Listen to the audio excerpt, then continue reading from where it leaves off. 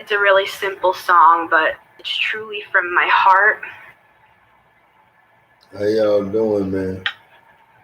Son of God's right here. And sorry about what we said today and today being mean, Kalina and everybody in the house. And Darren, we sorry, man. We sorry, but hey, you gotta stay down there a while. I need to get on my own. I need to get my driver's license, do what I need to do. I don't need to be riding down the road talking to you and they following me all the way down the road and coming to kill me and you for something they looking for that they say we did or didn't do. So you find out how you gonna drive down there, have your friends pick you up and ride with them, don't have no guns in the car. And ain't no police gonna come shooting you up and you ain't gonna have to ride with no gun in the car looking like you're a stupid fool for doing it. So don't bring that shit in the mind of God no more.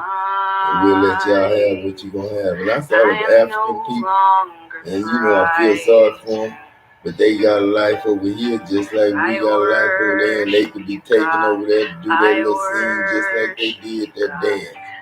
You know, with Tupac singing and they dancing, you know, and doing all the kind of dances we do, you know what I'm saying? So I appreciate everybody did that part right there, this case of me.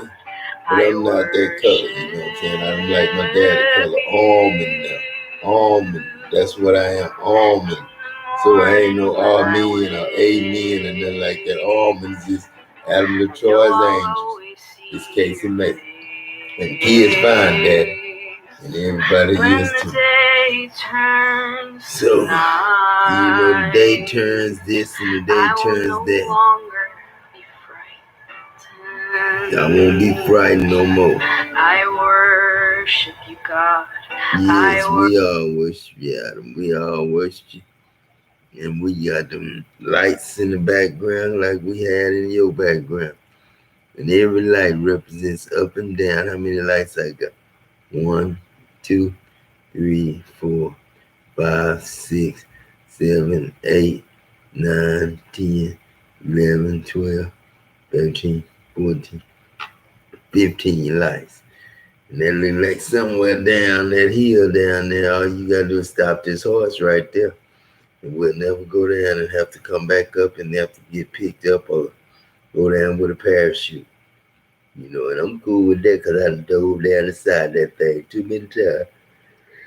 So now I can just get a rope back to the man and then come off the helicopter and come down in the town like that, like you seen me do in the war in Dodge City in Nashville, Tennessee. Now I'm riding now and I'm just chilling. I want to see more of me. More of me is God. More of me is God. See, they can't just say it's God less. You know what I'm saying? God less. You know what I'm saying?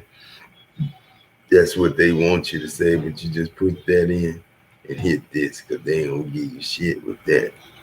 They're going to give you some bullshit. This is where you win that shit at. NBC Sports. You can jump down off that, can't you? Beware of any church group that does this. Let me see. A successful video only needs 3 things.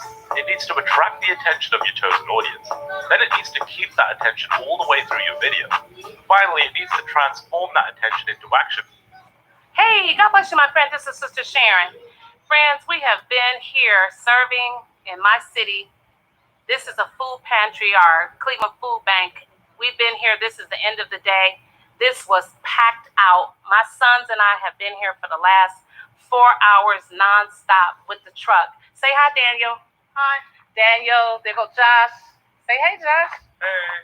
We are exhausted. The truck is just about emptied out. It has been an amazing day to the glory of the Lord.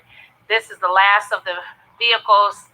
They form a circle. You can see them over there still bringing out the food. Friends, this is amazing. This is amazing. We have connected with this group here that does this outreach food pantry every Tuesday.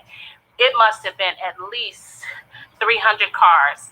I am exhausted. I'm soaking wet. It was 90. Why are y'all doing this stupid ass? God forgive me for saying stupid ass, but why are y'all doing this? And I said y'all get food stamps all the way up and up with the best food you can buy.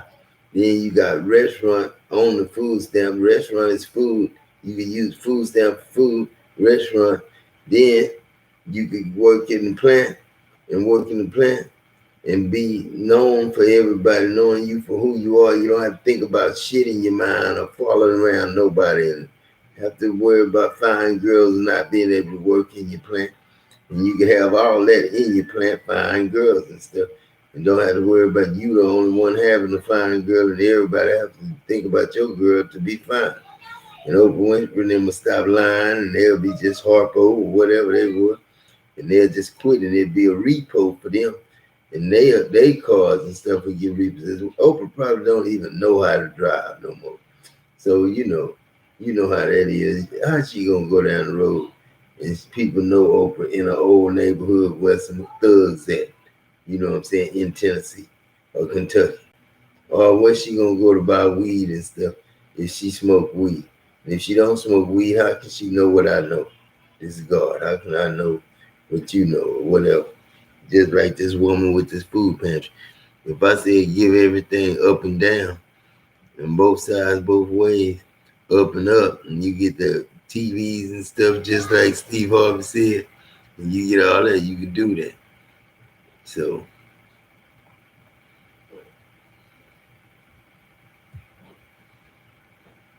one of the most common combos that people do when they're taking Testrel X is that they start stacking it with Redwood, and Redwood is our. Hey, God bless you, my friend and sister Sharon. And today I want to give you 8 things to look for. These are just things to consider if you are dealing with a false brethren. Brothers and sisters, we got to know that we are in a war here, and this is real as it gets. There is only 2 destinations, heaven or hell, and unless we are very serious in understanding that there are many people, in fact, masses of people who are in the false church, that many don't even know that they are blind and they have been led by the blind. In fact, Jesus, our Lord and Savior, said it. They are blind guides leading the blind, and they both will fall into the same ditch. But what I want you to understand, my friend, is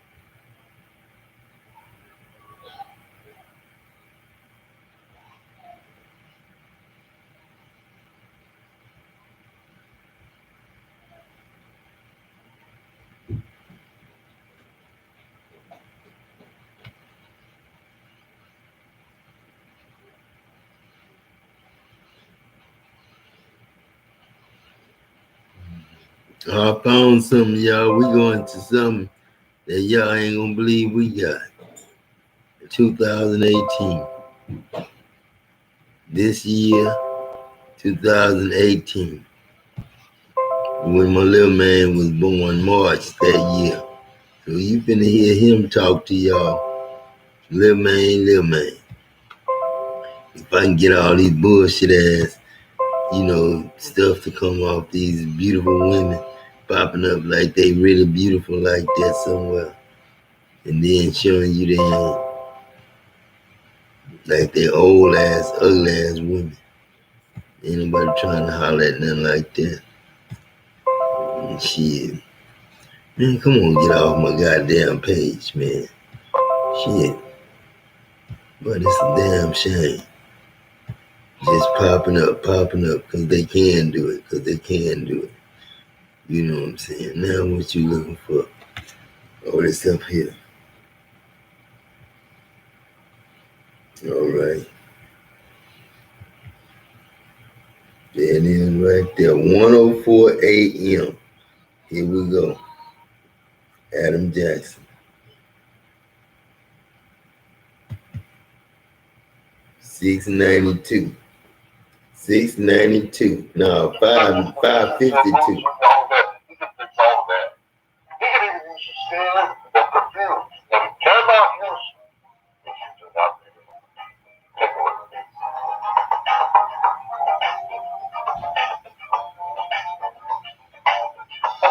Scriptures.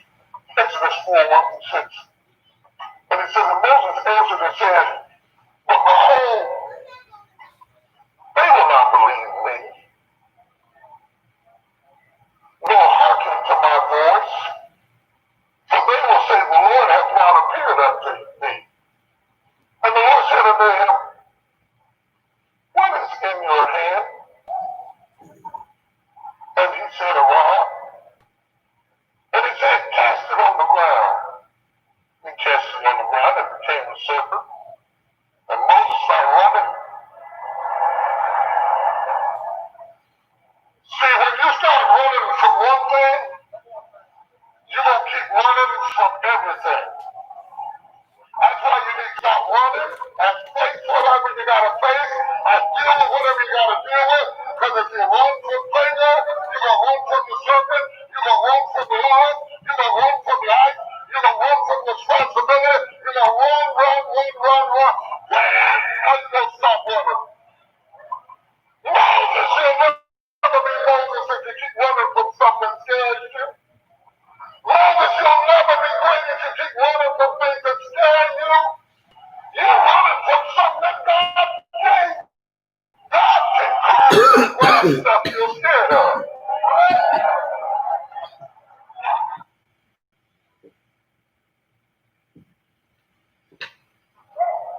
Because somebody could take what is in your hand and win. While you keep crying about what's not in your hand, it's private. He won't have any.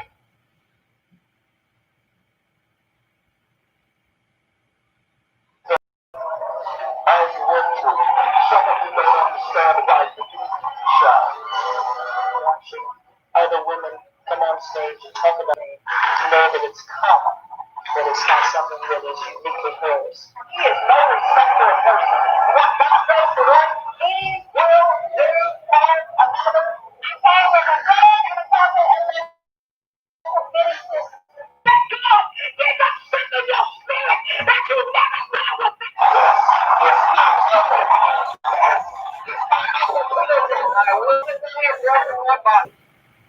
That was the 10th, day before the baby came. Let me see.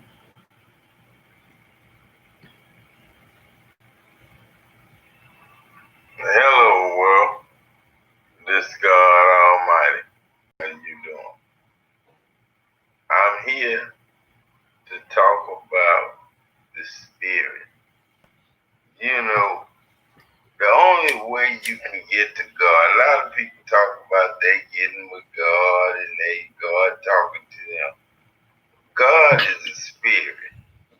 And if you ain't getting with God in the spirit like I do, then you're not getting with God. You know what I'm saying? That's me. And the way you cook it is the way you get it.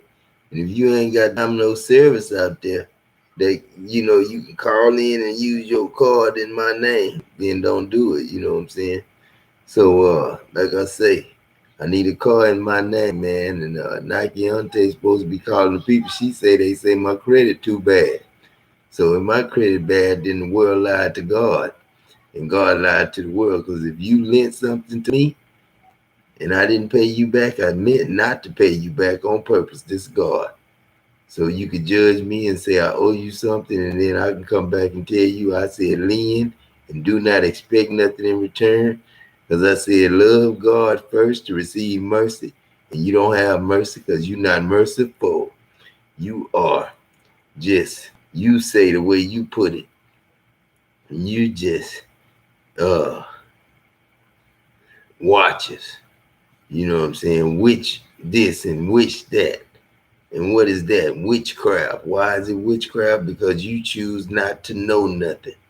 But in me, I try to save the world all the time. So I came way up here and set this on a mantle. You know what I'm saying? So I could hear what old fine Cindy Trim with her trim self. Looking good now, girl. I'm finna come to you live right now. And you know, I'm just sitting up here. What experience teaches you? Because we all in this submarine with you, cuz. And this me and you talking. I ain't in the military, you ain't either. But we the general and Miss General right now, supporting the world as Nita and Nita would. You know what I'm saying? Come on now. Good wood, you know what kind of good wood is a black. Just a grinded up hat, top hat, of a cop named Troy. Shit, come on. Oh, they ain't gonna let you see that. That's live, Daddy. That's live. They ain't gonna let you even trip on that. They'll jump on you, you even say that. You know what I'm saying? They don't want you to, none of that. They want you to go 2 and 3 years ago. And this man can't. God cannot be second. No, I ain't second. Jeez, I'm telling you what's supposed to be first. Shit, that's that. Somebody.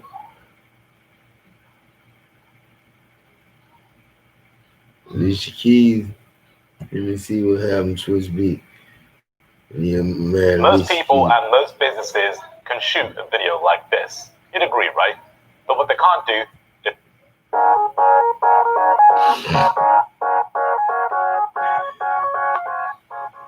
Alicia Keys and Swizz Beatz' love story is far from traditional.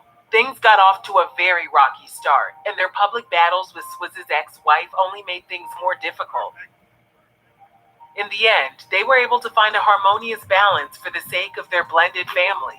If this is your first time visiting our channel, be sure to subscribe and hit the bell to receive notifications. Here's the truth about Alicia Keys and Swizz Beatz' relationship. When they first met, Alicia was 16 and Swizz was 17, and a friend of theirs that went to the producer's high school introduced them. Alicia told Marie Claire UK that she wasn't interested in him at first. She said, "Everything with him is really over the top. I used to see him and think, he is so annoying." Years later, their paths crossed again, and she started to see Swizz in a different light. There was just one little issue. He was married to someone else. Swizz and Mashonda reportedly began dating in 1998. In 2000, their first pregnancy resulted in a stillbirth. That same year, Swizz welcomed his son, Prince Nazir, with his side chick, a woman named Nicole Levy. Despite his infidelity, he and Mashonda got married in 2004, and in 2006, Mashonda gave birth to their son, Kasim Jr. He and Alicia were rumored to have started dating in 2008. At that time, he was still married to Mashonda. Swizz claimed they were separated, but Mashonda told a different story. Not only did she say that she and Swizz were still being intimate each and every day, but in 2009, she hopped on Twitter to accuse Alicia of destroying her family.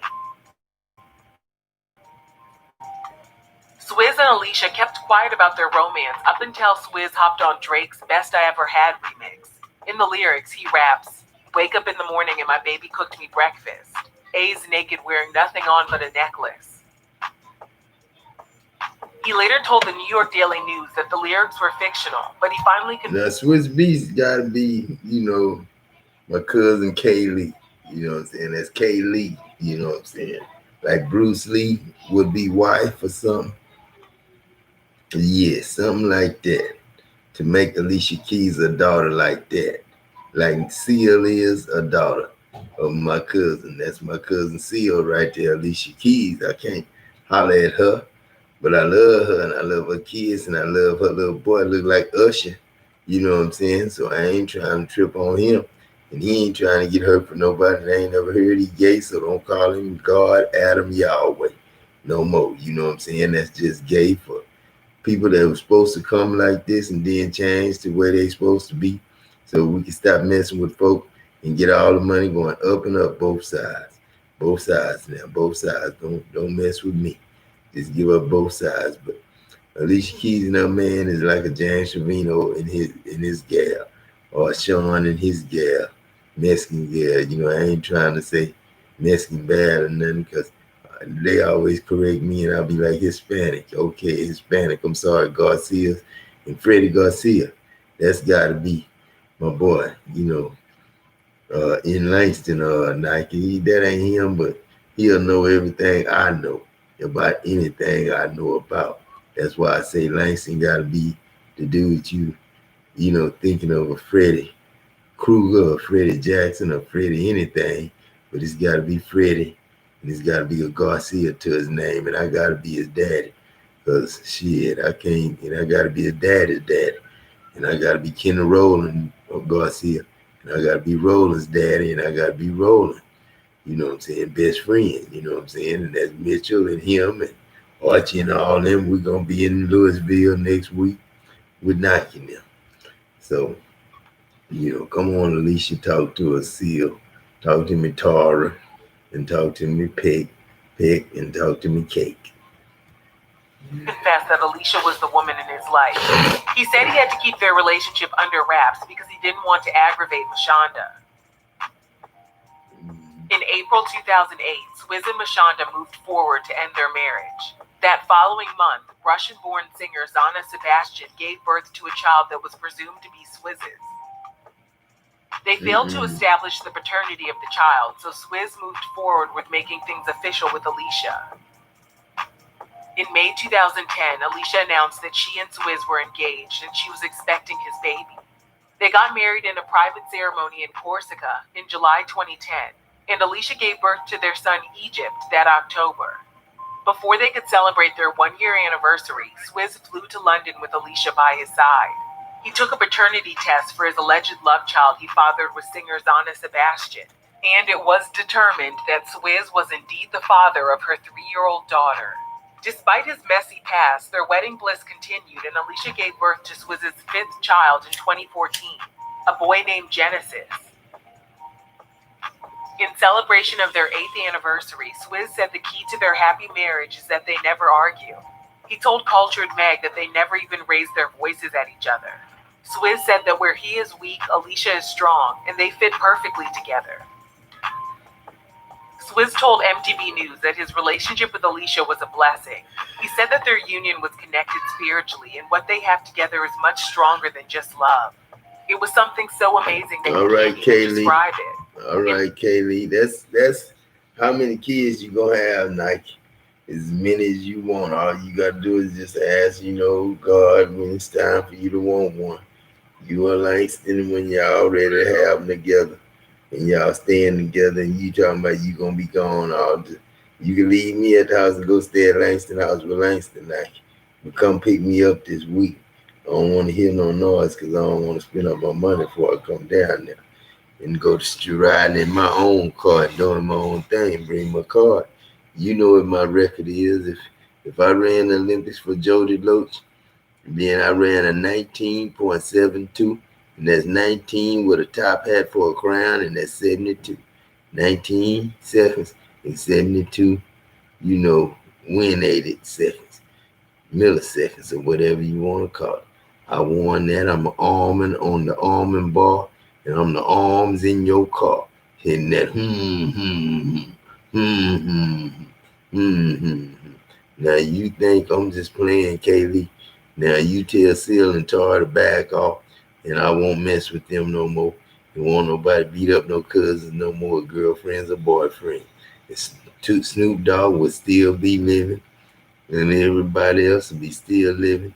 And we won't come around this thing with no big old ark that we gotta go in the water, out the water, and see y'all with y'all stuff washed up and washed out the water, and still gambling and still buying gambling tickets and still walking in my yard across the street from my house with no legs or two legs or one leg missing on the left or one leg missing on the right. And the lady keep getting taller or shorter. She walking good, looking good, but that's not Miss Jeffrey's style. If she died and they had to pack out the house, and I heard them crying and stuff yesterday. So, everybody thinking how they need to be, and I ain't trying to keep no house together. I just made that runway for somebody to take up and down, with them men. Somebody did that somebody liked over there. So, I ain't trying to get off in their business. You know what I'm saying? At that house. Y'all pay them, they do the work.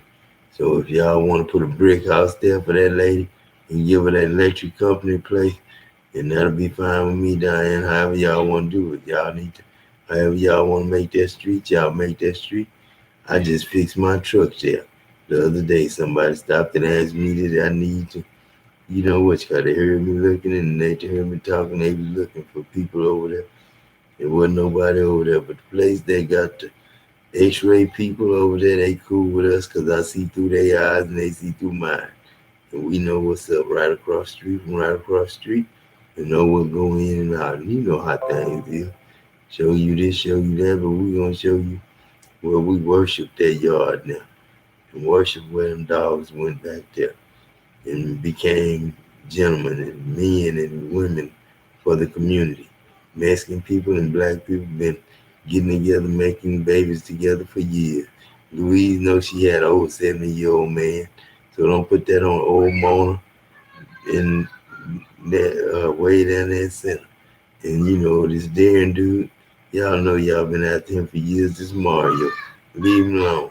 Let the man go to work in a restaurant somewhere. He can see that close to knock off all the food, come off that stuff and won't mess up and throw up because it's stuff he don't want to get his hands dirty in. And you just spray the sprinkler and it's hot water, kind of move hard there, and it's fast out. And it come out fast and it spray all the food off the stuff before you send it in the machine and pull the lever down. That's how I learned that at 13, man.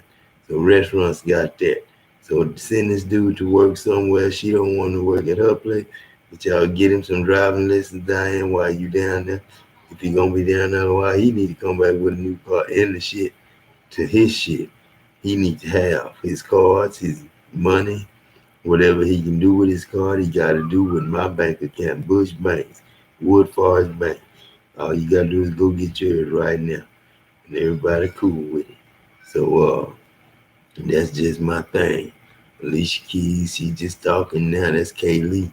You know what I'm saying? And Kaylee know who she don't want to be messing with her no more in her life. And messing her life up. This ain't Hazel. And I see you, Troy. I see you. 318, you premiering now. J Who you. And you J Who. But you gotta go back and catch that. They ain't gonna let you see that. But they think you don't want to hear that. 5 months ago, they was Jehu Kingly. And that's you. Rise of a Jehu. And that's who. Some that can do whatever it is they want to. Black against black prejudice on Donahue. Who gonna say something about that? Let me see. Leave them alone. Avoid these. Let me see. Because we gotta see what people talking about right now. Come on. If I could be 18 years old again, you know what I would do? Buy every get-rich program in the world.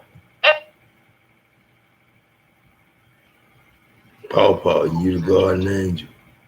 Ladies and gentlemen, boys and girls, children of all ages, we need to have a dialogue about your destiny.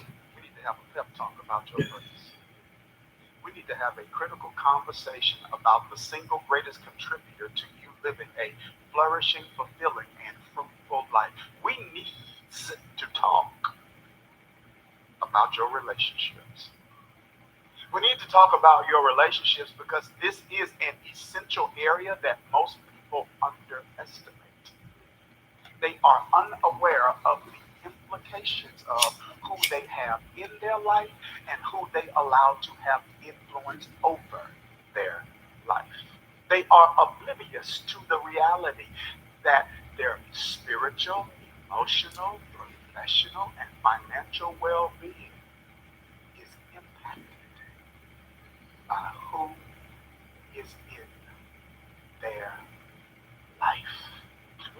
evolve into who we are around. As iron sharpens iron, so one person sharpens another. In other words, family, there are no neutral relationships, no casual relationships. They either push us forward or pull us backward. They push us into purpose or push us into pain. They bring us joy or they bring us sorrow. People are sent from God or sent by the devil. So we must not only evaluate who comes into our life, we must also ask ourselves, who sent them? Were they sent by God for my advancement and my development, or were they sent by the adversary to be a distraction that ultimately leads to my destruction? Relationships matter. God would not have invented them if they did not matter. When God created the human species, you and me, he created us to be relational. As long as I've got King Jesus, I don't need anybody else. Great song. I know the intent of the heart. It means very well. Great song, not great theology. We need other people. That's not what the song is. It's saying we don't need other people. I get the point of the song. But I think at times we can be so bruised and burned by betrayal. We adopt an attitude that suggests I don't need what God designed me to operate with. Another aspect of the human species, the female, is God recognizing that Adam needed more than company. He needed someone to complement him so he could carry out the calling that God had for the human species. So the creation of the woman was not God's intention just to give a man a wife. The creation of the woman was God's intention to give humanity females. He's saying that the human species can't do what I called it to do with just one gender. I need the female gender because she is a helper. She adds value. When she walks in the room and she's functioning in purpose, it's addition, not subtraction. It's multiplication, not division. This is why it's important for people to have the spiritual life right, because then you get your sense of identity from your creator and not from culture. And so you're not struggling with issues about whether or not I have the right culture right now. And what's my checking account looks like. Am I too old? I'm older now and I'll have a ring on my finger. Listen, it's better to be single and lonely than married and miserable. God sends people to help us carry out our calling. I sent people to let y'all know you ain't supposed to be married. So that's all I did. And I proved that to you, gave you your cards and everything. You supposed to have your cards. I need one sent to me. My son got his own card with his name on it. That's his bank account. Now I need mine. In Wood Forest, look like I'm going to be coming to you. And if I can't, if I got to walk down there and hit it myself, I'll find it myself. And if somebody see me walking, hey, I'm going to be like that girl that I was when I passed you up, God, going to the bank to get my card in my name. That's all you got to do. If they did it their own self, you could do it your own self. And when you get yours, you could be the one just like they did. And if police stop you, you know what to do. Go ask your friend over there, that woman. Go ask her, is the bank open? And does they do it like that? Because she started doing this soon as you did all that. Because she think you the best man for her son to learn something from. And that's whatever he want to be and whatever he want to do. Because she wish she was the woman from Germany.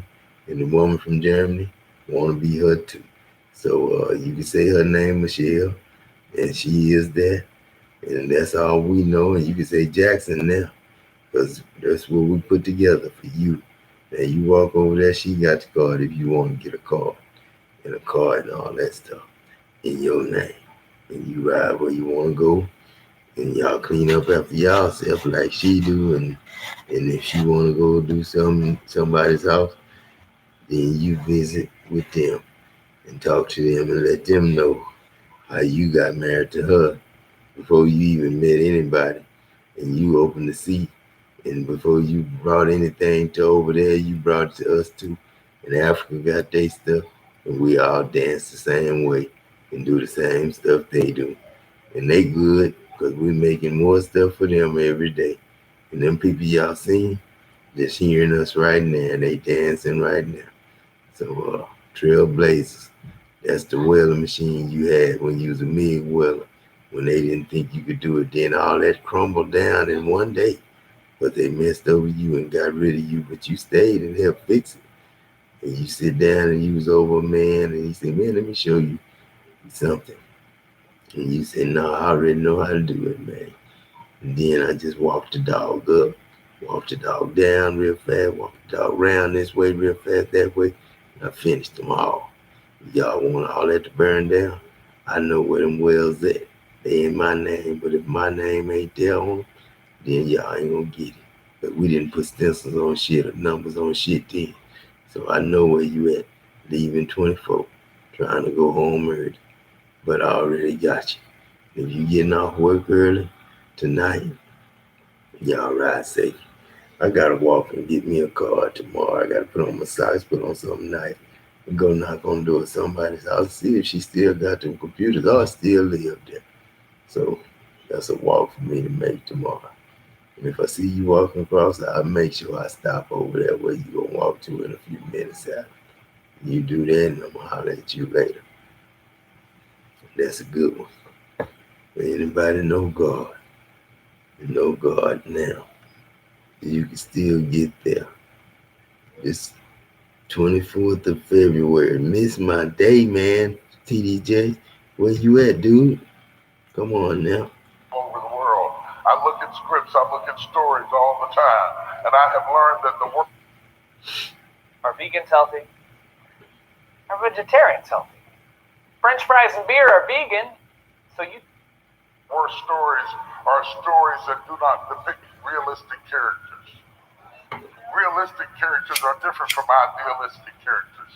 It's interesting, we spend all of our lives trying to act like ideal people, but we don't want to watch ideal people. Because ideal people are boring. And because ideal people are not realistic. Because ideal people are fictitious. We want reality. Realistic characters demands that the character has an arc and that they have a conflict. That they have an arc in their life, that we can watch them go through ups and downs and ins and outs and back and forth, and that they have a conflict. That is to say that if you've lived long enough, you've learned that there's a little bit of bad in the best person. And there's a little bit of good in the worst person. And you cannot really judge a person just by one moment or one scene out of their lives. I know what we say in public, but down in our hearts, we realize that you can catch a person at a bad season in their life and then not be as effective as they are in other seasons. This is why David would rather be judged by God than to be judged by man. Because you can do 100 things right and do one thing wrong, and man will always talk about what you did wrong and never remember what you did right. God uses ordinary people. He does in the Old Testament. In the Old Testament, he lets us see all into the personal lives of the people that he called. Thank God for the Old Testament, because it gives us a realistic view of people who were good and bad, who were strong and weak, who were right and wrong, who were victorious and victimized. It helps us to assess our own life, that your life is not going to be a straight line. It's not going to be a straight horizontal. There's going to be peaks and valleys and uprisings and downsettings, such as life. Somebody was talking to me the other day about something they were going through, and I told them life is doing what life does. Life is just doing what life does. It's not a demonic attack. It's not spiritual warfare. Life is just doing what life does. It gives and it takes. It makes you laugh. It makes you cry. It has moments of victory and it has moments of defeat. Such is the case with the character before us today. He's an interesting character. I must admit that if I were Jesus, I probably would not knowingly have gotten involved with this guy. There are certain people, if you get involved with them, they're going to be a lot of work. All of us going to be some work. There are certain people that's going to be a lot of work. This guy was a lot of work. I would have tried to, if I only had 12 guys in 3 years to get it all done, I'd try to pick 12 of the best to make it easy so that I didn't have to waste time ministering inwardly while I'm trying to reach outwardly. But such is life. Such is life. You're always ministering outwardly and inwardly simultaneously. You're always trying to be a message to the world and not lose your own house. You're always trying to encourage somebody and wrestling with discouragement inside of yourself. Where are my real people at? But Jesus had to get a hold of this guy because this guy did not know who he was. When Jesus first met him, he is one of the first disciples Jesus picked. This guy thought he was just a businessman. He thought he was a business owner. He had a fishing company, he had a fishing fleet. He went out every day to fish. When Jesus first met him, that's how he saw himself, as a fisherman. And Jesus had a higher vision of him and said, I will make you fishers of men. Right now you're fishers of fish. You're doing what you're going to do on a lower level. Your history is always a glimpse of what you're going to do in your destiny. God's going to take something that you already did and take it to the next level and use it to bless you. You're going to the next dimension. You're still going to be fishing, but you're going to fish in another kind of way. And he gets a hold of Peter, and he comes along on Peter at a time that Peter is washing his nets. He's washing his nets. He thought he was through for the day. And Jesus walks down to the seashore, and Peter and Andrew are washing their nets, and Jesus says to him, can I use your boat? Suppose Peter had said no. That's my boat. I don't know you. I might have said no. Don't look at me all funny. Can I use your car?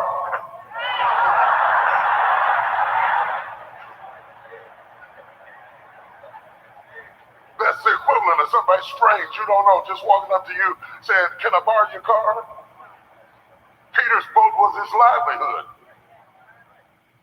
But he had a giving spirit. That might be why God chose him. He had a giving, generous spirit. The very thing that all your friends tell you to stop being, that might be the very thing that got his whole life changed. He had not become cynical yet. He had not become so suspicious yet. Peter let a stranger borrow his boat. I got to bring it down where you can see the level of sacrifice.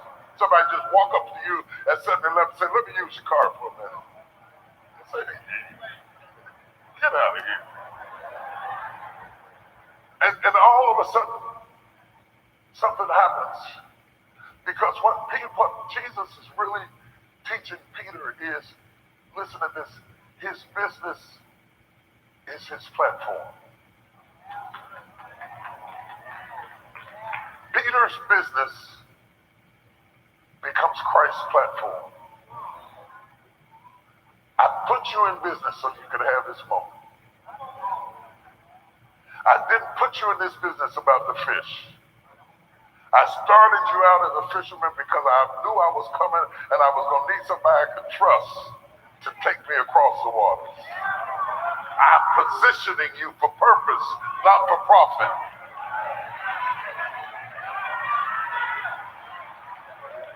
Oh my God, I'm preaching already.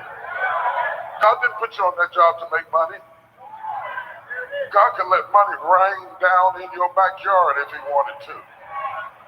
God can let somebody just give you some money, win some money, walk away with some money. God put you on that job for purpose.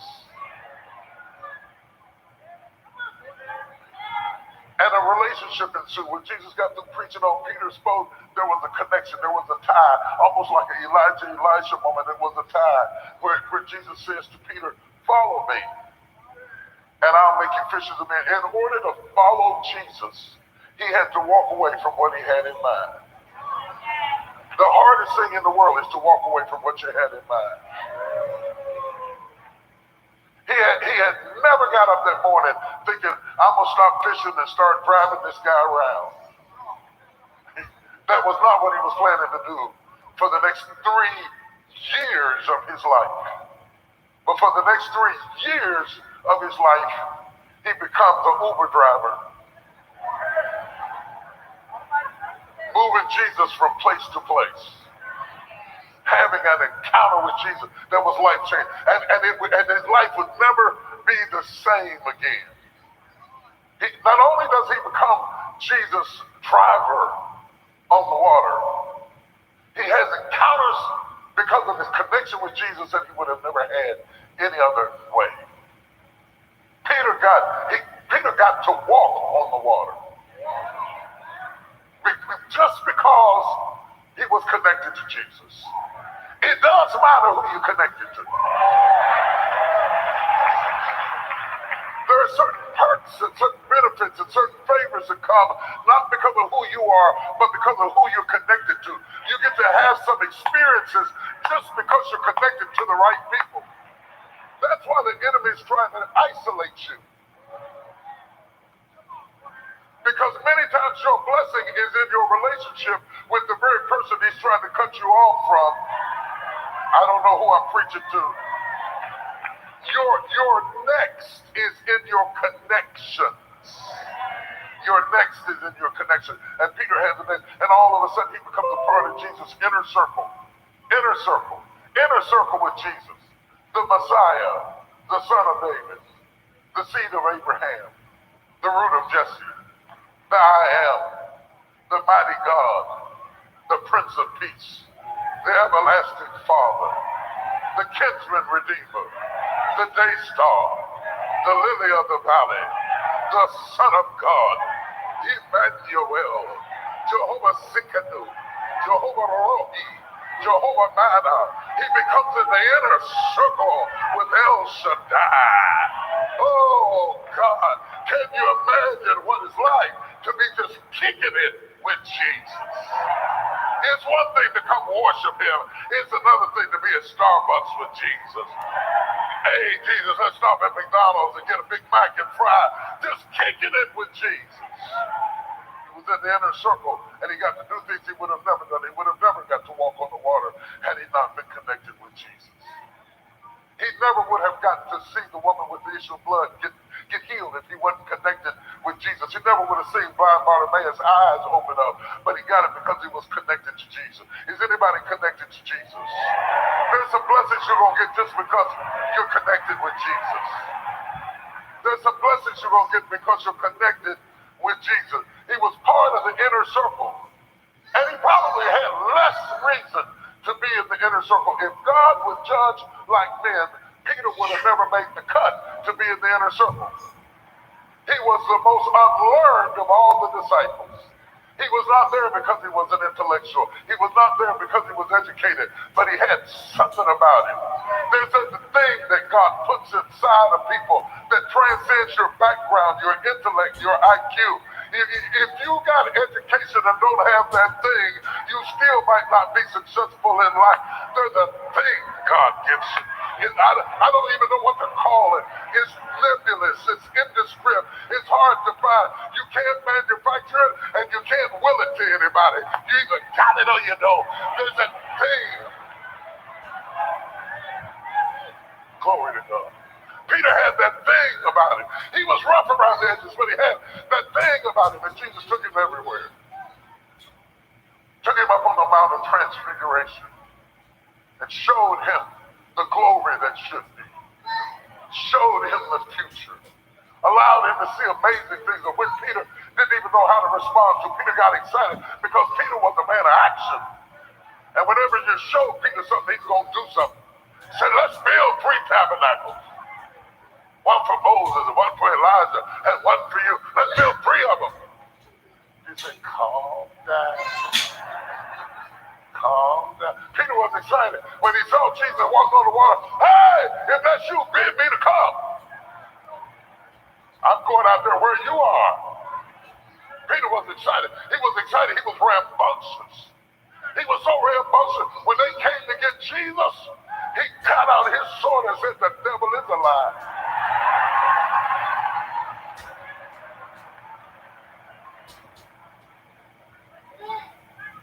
I gotta admit, sometimes it's nice to have a few Peters in the crowd. It's a good feeling. You know, I get tired of people who say they're with you, but when you're in a fight, they won't say nothing. Then people make me nervous. Those people who come back and telling you what everybody's saying about you, and you know that that means that they didn't say nothing. Peter, it was clear whose side he was on. There was no ambiguity about where he stood. In a fight, Peter pulled his sword and said, I'll take you out right now. Cut the man's ear right off his head. So you know he was aiming high.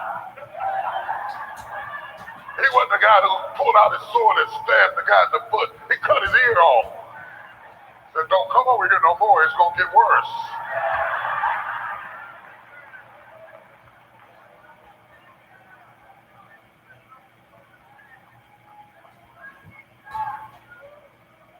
Peter had an understanding of who Jesus was.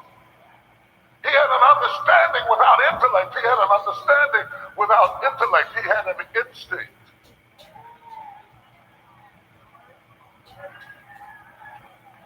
He had a revelation. Jesus is walking down the street and said, who do men say that I am? And they were quick to say what the gossip was. Some say you are Elias, and some say you are Jeremiah, and some say you are Isaiah. Real loud on the gossip, real quiet on the revelation. Everybody's talking about what some say. Out of the abundance of the heart, the mouth speaketh. Their hearts were more filled with what men said about their leader than it was filled with what God said about their leader. So they could quickly tell him what was on the blog site. But they did not have it, because he turned around and asked, who do you say that I am? And it is not the answer that I want you to see first. It is not the answer of the one, it is the silence of the 11. How could you walk that long with me? 3 years you've been walking with me and you still have no revelation of who I am. How could you see me raise the dead and heal the sick and turn water into wine and not draw a conclusion about who I am? How could you go to a great church and still be biblically illiterate? How can you hear great preaching and not become a great preacher? How can you be exposed to deliverance and never be delivered?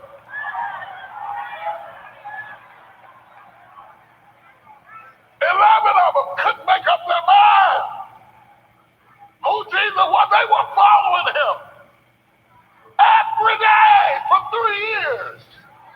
And when he asked them, who do you say that I am? They got quiet. Maybe they were intimidated by what some say. I don't want to be wrong, so I'm not going to say nothing. But Peter spoke up. I'm starting to see why Jesus called him. Peter spoke up. Peter said, thou art the Christ, the Son of the true and living God. There was no variableness, there was no shakiness, there was no insecurity. He was clear about who he was following. Thou art the Christ, the Son of the true and living God. Are you clear about who you follow? Or did you just come to church? Are you clear about who you follow? Are you clear? Thou art the Christ,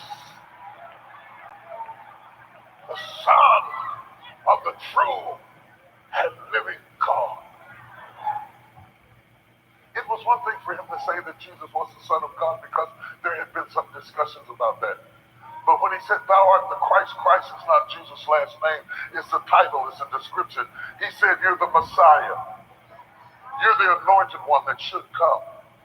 Thou art the Christ. And Jesus had not yet taught them that he was the Christ. So Jesus goes, well, Peter's answer shocked Jesus. You know you bad when you get shocked, Jesus. And Jesus said something that shocked me. He says, flesh and blood have not revealed this unto you, but my Father which which is in heaven. What shocked me about that is Jesus has not yet gone to the cross. And yet Peter has tapped into divine information from the Father. Did you hear what I just said? Jesus has not gone to the cross. It's not even time for you to get direct revelation from the Father. But some kind of way, Peter, with his crazy self, had tapped into the supernatural, immutable, everlasting power of God. And he was getting messages from heaven before the blood ever hit the cross.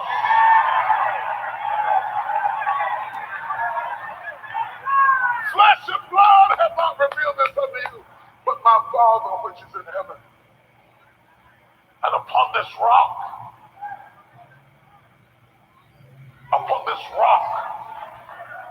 not so much upon Peter, but upon this rock of revelation, this rock of people who can hear from God, this rock of people who can perceive the imperceivable, this rock of people who have been touched by the Father with divine, I will build my church on the backs of men who have heard from God, and the gates of hell shall not prevail against it.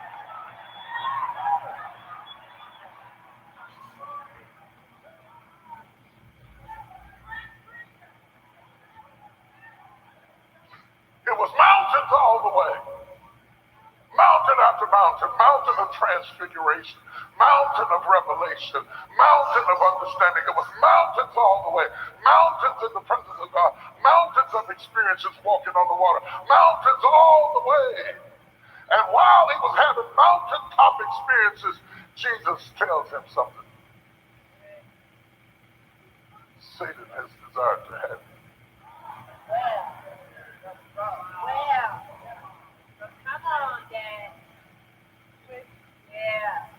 That he might sift you as wheat. Now you have to understand the circumstances around the conversation. This is after that they have had the Passover meal, where Jesus had sat around the table and said, one of you is the devil. And every guy around the Passover, of the board of directors of the First Tri Baptized Church of the Living God Incorporated, was having a board of directors meeting, and the CEO said, one of you is the devil, and all of the board responded,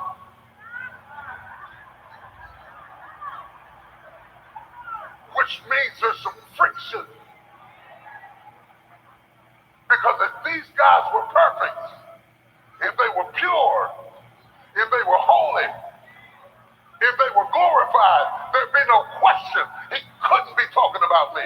But every man around that table knew something about himself that made him question, is Jesus talking about me? Lord! Imagine if Jesus appeared in here and said, one of you is the devil.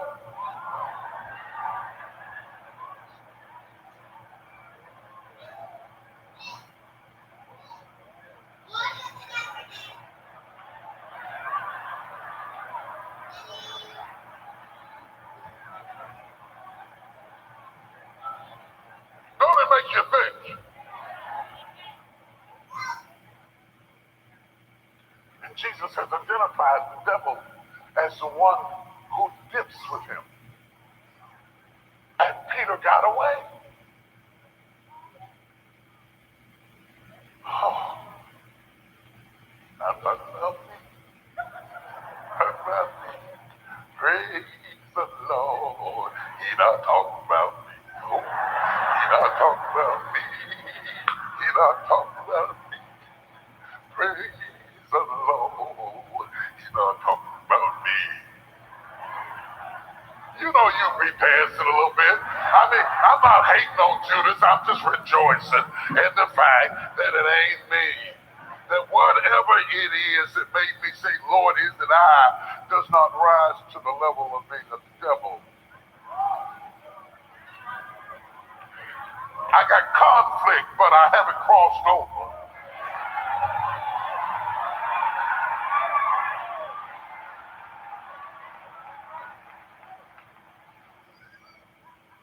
And it's right after this that he turns to Peter and he says, Satan has desired to have you.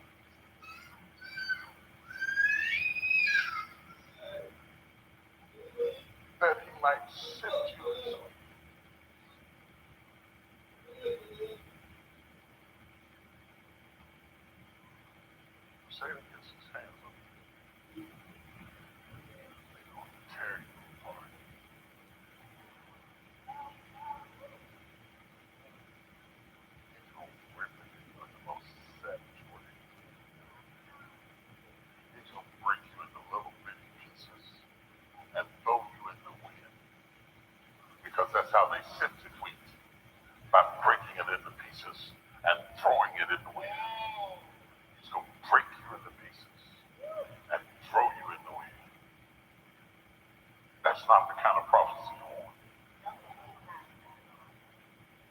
You don't get a prophecy like that to raise a good offering.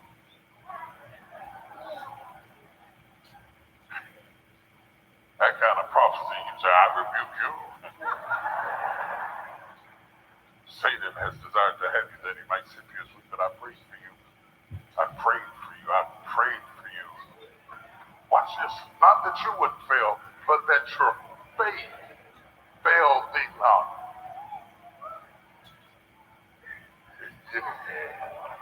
Yeah. I'm not praying that you won't fail. I'm praying that your faith fail thee not. And when thou art converted, when you come out of this,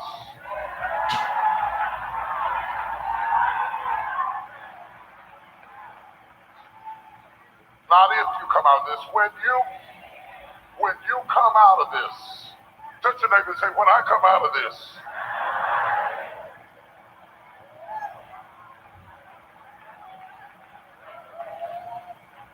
you shall come forth as pure gold. And Peter vehemently argued with Jesus. And Jesus prophesied, he said, before the cock crows 3 times, you will have denied me.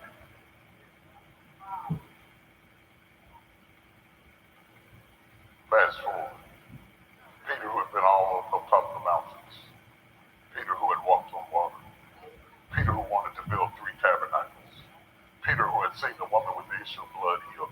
Peter, who had seen Lazarus raised from the dead. Right after he got through cutting off people's ears and saying he would die for Jesus, when he saw them beat Jesus, when he saw them strip Jesus out of his clothes and beat him like a slave, Peter got nervous. It's easy to talk faith in church. The choirs all are singing their song and the music is going and everybody's clapping and oh, glory to God. Hallelujah, brother. Glory to God. What other God would we call, Lord? Hallelujah. But if your faith doesn't make it to your private life,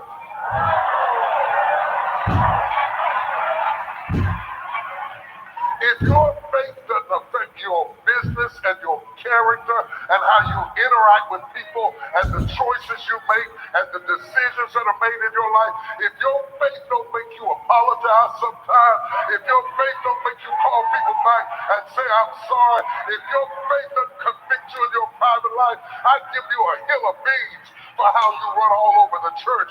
If it doesn't affect how you treat your wife, how you raise your children, how you talk to your mama, if your faith don't make you shut your mouth and say yes ma'am to your mama, don't you dance all over this church like you are all covered with power. Sit yourself down and say, Lord, is it I?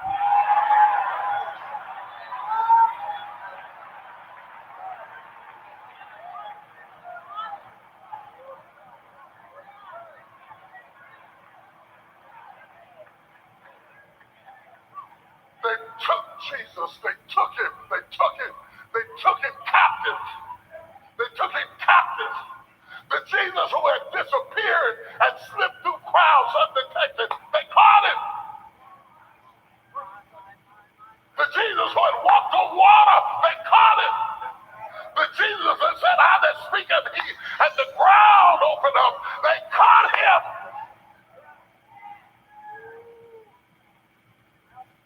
And it looked like he was fresh out of miracles. And what do when the one you serve is fresh out of miracles? And they asked Peter, they said, Peter, aren't you one of them? Another son said it, aren't you one of them? Peter said,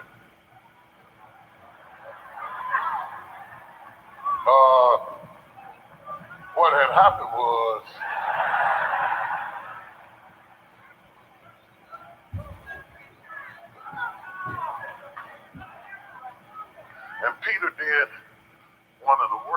things a person could ever do.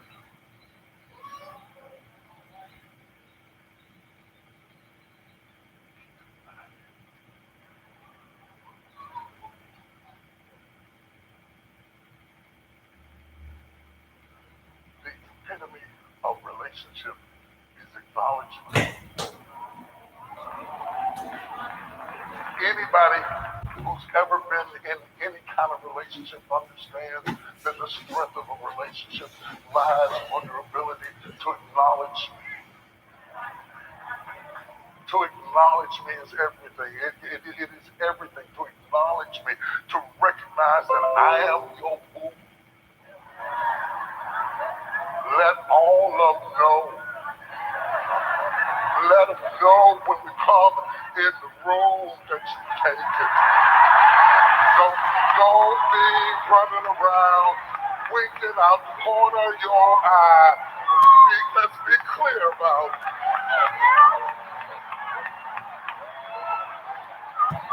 Now that's some witchcraft all the way that season. Really? Let them know I'll whoop your ass, nigga. If you do like Adam Jackson and them boys that played that part down there in them movies right there. This TDJ getting his ass whooped by his wife right now. But not smoking and not doing this and that. And not trying to see how the kids got a hold of it. At 13, got pregnant with a habit, not a kid. You know what I'm saying? But the kid became a habit because the kid was of a kid. You know what I'm saying? So it didn't happen like that either. But you know how yours happen. Ours happen. And accidents happen, don't they? Mm-hmm. And you get that accident wiped out by what? Forgiveness. You forgiving them and them forgiving you. And then we in agreement. And what we said first was people in agreement. Two or more get together in my name, I'm in the midst. Don't let me be by myself. You get the whole world in here. That's 18 billion, don't say 18,000. That's just 10,000, daddy. Not 18. But shit. It's all there. You can have it. It's all yours now. Seen the girl you seen in take the city that day at the unemployment office. Found her, Anita, talked, got that right. Same look, same this, same that. Rowan say he right. Everything good. Shit. Sitting there just chilling. Everything good now. TJ Barry talking.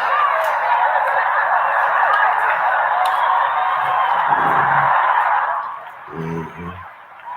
Let them know who you is. Yeah. That's why I put a ring on your finger so all the sisters will know if you're shopping, shop elsewhere. This is reserved for customer. Yeah.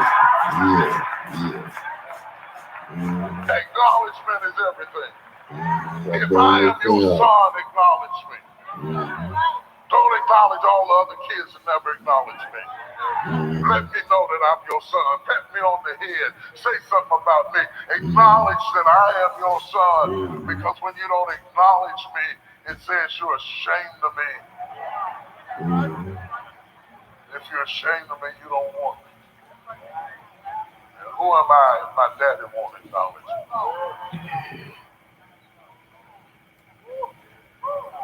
Mama, you can't kiss my forehead enough to take the place of the fact.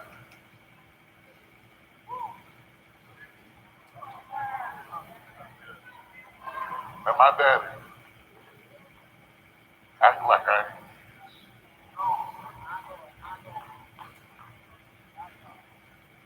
Acknowledgement defines relationship. Acknowledgement defines relationship. I called my sister on the phone one day. I said, I give Serena roses like everybody else give their wife roses, and I don't get the reaction that I'm supposed to get. So I called my sister. I said, what's up with this roses stuff? she's supposed to like grin or cry or faint or something. She say, "Oh, that's nice." Put them over in the corner somewhere. And I spent like $300 worth of roses. I want to see a tear or something up in this mug. And my sister said one thing to me, check my life. She said, "You're doing it wrong." I said, "What do you mean I'm doing it wrong? I got 3 dozen of roses. 3 dozen red roses. They wasn't yellow or nothing. They wasn't thrown out in the back, got brown on the corner. These are fresh roses. Budded in her face." She said, "Give them on her job." She said, "Let the delivery man come to the office and let all the women stop typing and want to see who got roses. Walk past all them other women and put the roses on her desk. And all of a sudden, their roses have all kind of value because it." That's Rosalie.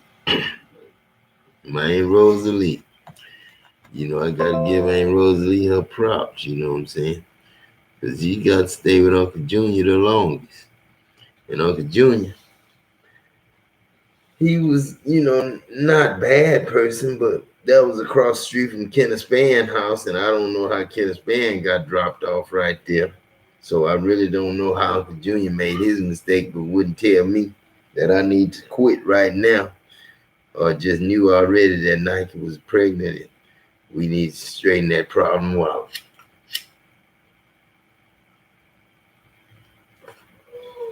And so, you know, we had to figure all that stuff out through Bay City and Center and all that, with all of us being killing each other, Nita. And I'm sorry I got you involved in all this, and Raquel, and anything that'll kill anything, smash scissors. What's up, boy? What's that? Let me see. Yeah. Yeah. Oh, shoot. Oh, shoot. Let me see. Oops. You get up there now. See, you don't fall off no bed no more. It ain't bad no more. Yeah.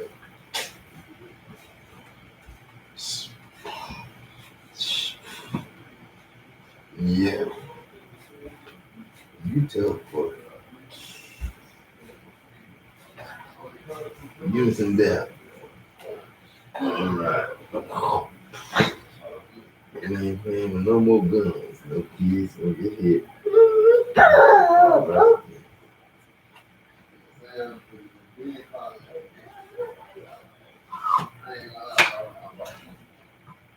Yeah.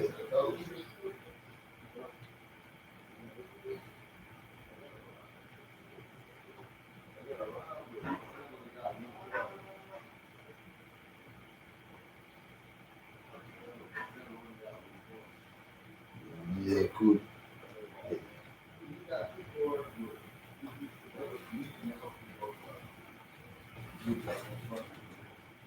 Can't do it. I can do it. You can't do it. Now I'm through now. That's the one. That's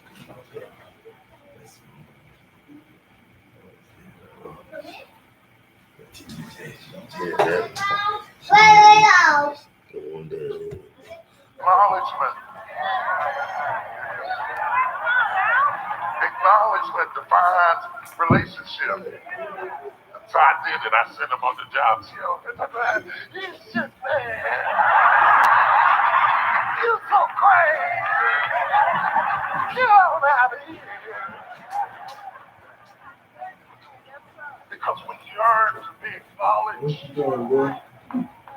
We yearn to be acknowledged, to be recognized, to say that, to acknowledge we sense that I matter. Speaking of this, some of the church is always upset about moral failure, or what people did is worse than moral failure, because moral failure is weakness. To not acknowledge me is wicked.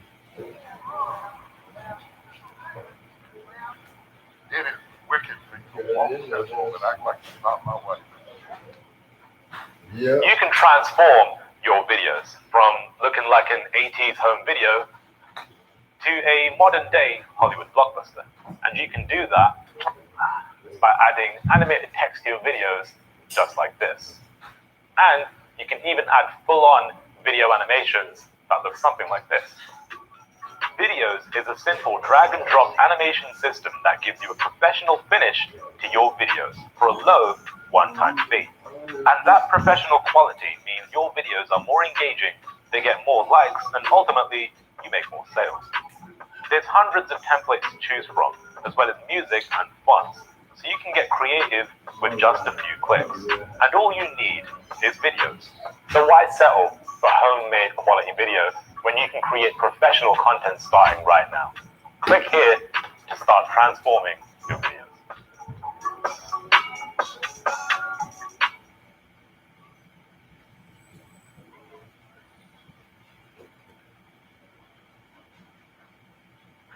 Which one of these foods contains a protein that can make your arthritis pain worse?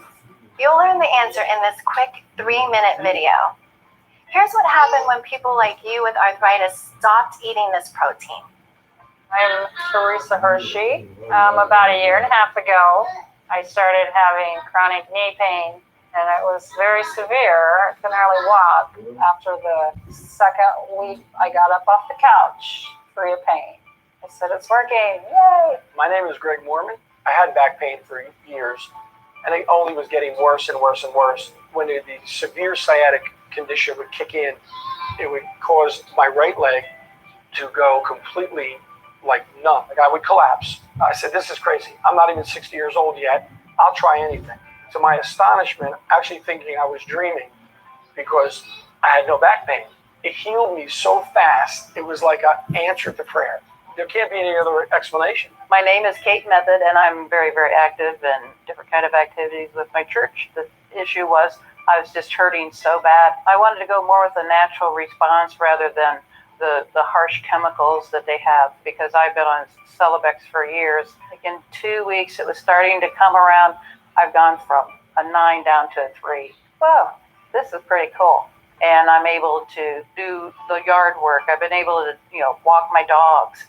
My name is Alex Mitchell. I went from scared to death, can't hardly walk, to everything's fine. The onset of the stiffness, I could not put my feet down and walk.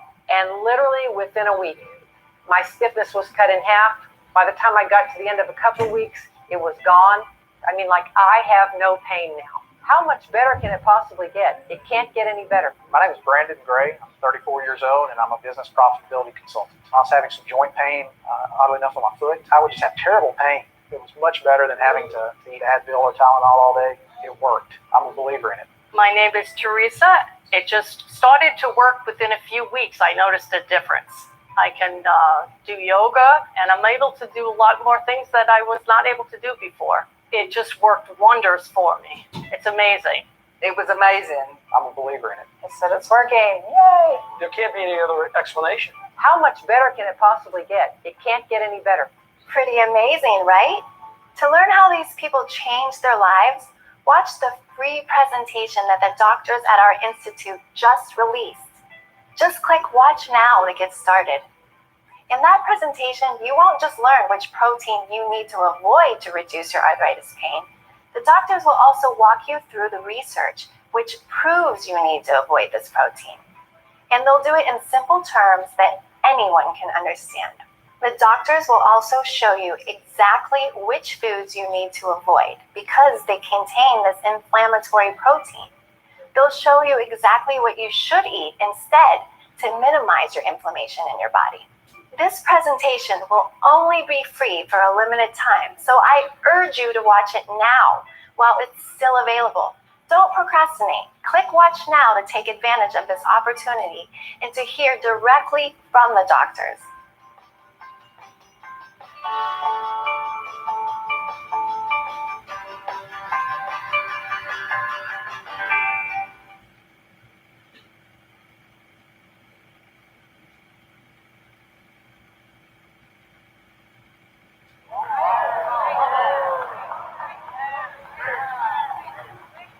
is wicked. I walk with you, I love you, I clothe you, I pay the rent every month, I bought the stockings on your legs, and you walk in that room and you act like you're not mine. Give me them stockings back. Give me them shoes. Give me that rent. I open rain on you tonight and you get soaking wet.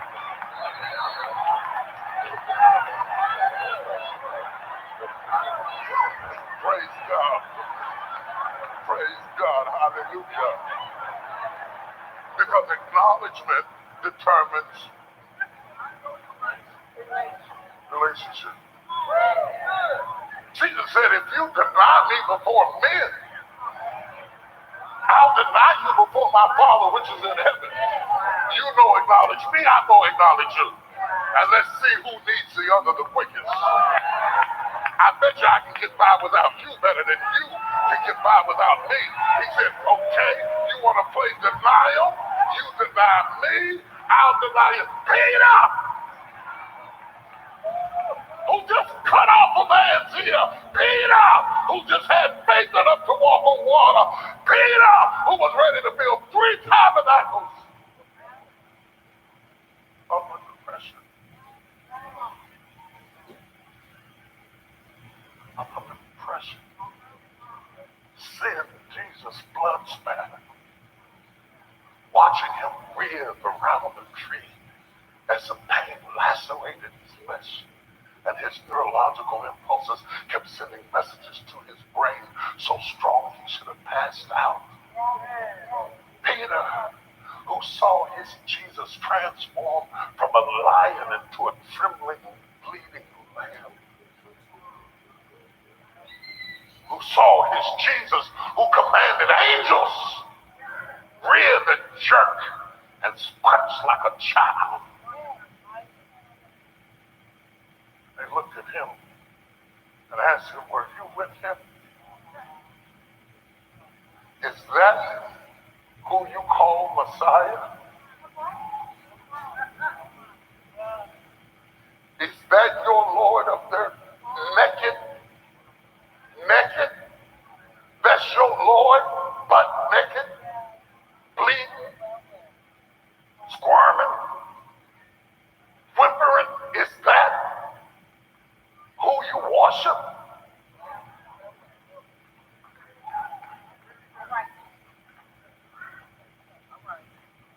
Now you must understand that Peter lived in a world of crosses. Christians like to think that Jesus was the only one to be crucified. But history proves that to be a myth. The Romans controlled the Jews with crucifixions. That means that they grew up seeing people hung high and stretched wide, dying in the sun, vultures picking at their flesh. It was a way that power intimidates the oppressed. I'll kill you if you disobey me. I'll kill you. It's like lynchings. I knew if I said that you would get it. It's like lynchings. You know the lynchings were always public. Come out and watch the lynching because it's intimidation and terrorism. Lest you rise up, you gonna run too? Come out and watch me cut his foot off and let me see how much running you do. You bad. I hear you young folks talking about, it's a good thing I was born when I was born. Because let me tell you something, I would have shut up. I know you're right. Shut your mouth. You ain't seen nothing. There's a difference between hip-hop and hip-hopping.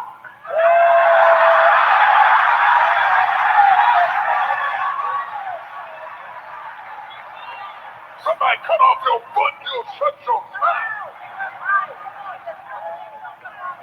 As you drag them back in the tent and pray the gangrene don't take the whole leg. And without any anesthesia, you try to sew up the damages and stop the bleeding. And you watch grandma wrap her sheets around somebody's foot. Peter grew up in a world of intimidation. There was no question in his mind, they'll kill you too.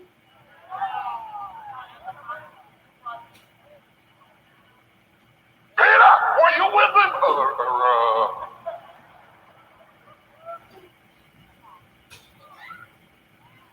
And the Peter argued with Jesus and said, you never